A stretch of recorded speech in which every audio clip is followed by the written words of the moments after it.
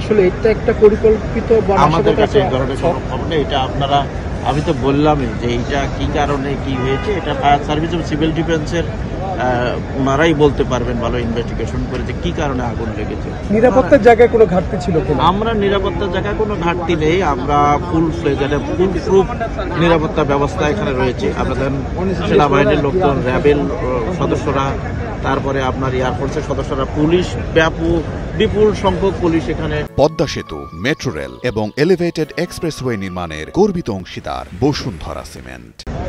Dhaka metropolitan police থেকে deploy করা হয়েছে এবং মাননীয় পুলিশ কমিশনার স্যার এবং আমাদের এডিশনাল পুলিশ কমিশনার স্যারও এখানে ছিলেন, ক্রাইম অফ যিনি, আমাদের সব অফিসাররা এখানে রয়েছে এবং স্যার সবসময় এটা মনিটরিং করছেন এবং নিরাপত্তা জনিত কোনো সংখ্যা বা কোনো এখানে বিশৃঙ্খলা হওয়ার কোনো অবকাশ তৈরি হয়নি। অগ্নিকাণ্ডের ঘটনায় যদি তদন্ত কমিটি হয় সেখানে কি পুলিশ? আমরা জানি না এটা।